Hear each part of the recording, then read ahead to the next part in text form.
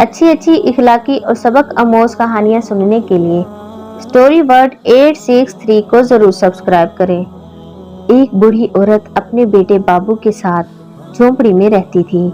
इनके पास 2 बैल और थोड़ी सी जमीन थी। बाबू सुबह सुबह दोनों बैलों को लेकर खेतों में चला जाता और हल चलाता, जिसके नतीजे में जो थोड़ी बहुत फसल होती, इससे दोनों माँ बेटे का मुश्किल गुजारा होता था।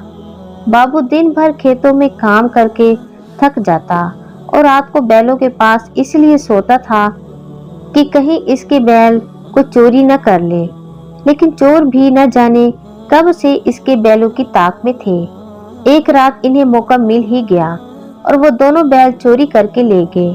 बाबू सुबह सोकर उठा तो बैल गायब थे।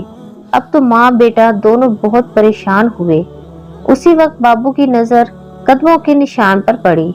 इसने माँ से कहा, मैं चोरों के कदमों के निशानों का पीछा करके अपने बैल छुड़ा लाऊंगा। माँ ने अपने बेटे को रास्ते में खाने के लिए रोटी दी और दुआओं के साए में रुखसत किया। बाबू दिन भर चलता रहा। रास्ते में इसे एक बूढ़ा फकीर मिला।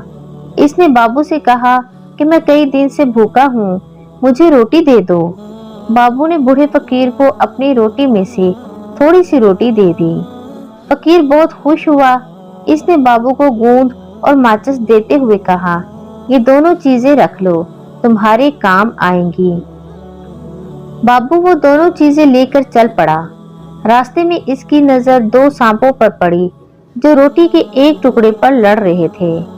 बाबू ने अपनी रोटी में से थोड़ी सी दोनों को दे दी। वो दोनों बहुत खुश हुए और बाबू से पूछा कि तुम कहाँ जा रहे हो।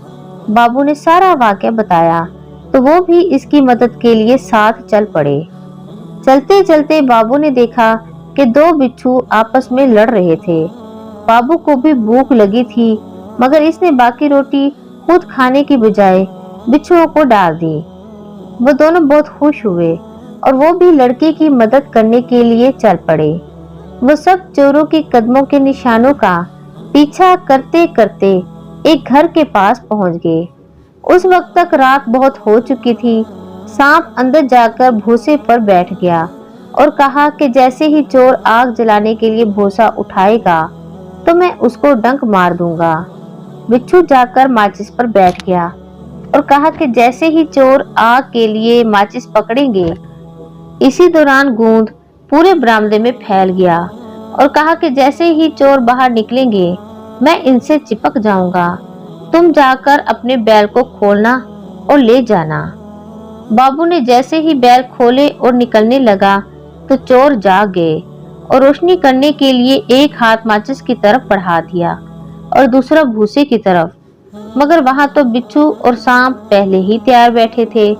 दोनों ने चोरों को डंक मारे तो वो चीखते हुए बाहर दौड़े जहां पहले ही गोंद फैला हुआ था। दोनों चोर इसमें फिसल कर गिरे और चिपक गए। बाबू अपने बैल लेकर चला गया, मगर जाने से पहले इसने सांप और बिच्छू का शुक्रिया अदा किया, जिनकी मदद से वो अपने बैल दोबारा हासिल कर सका था।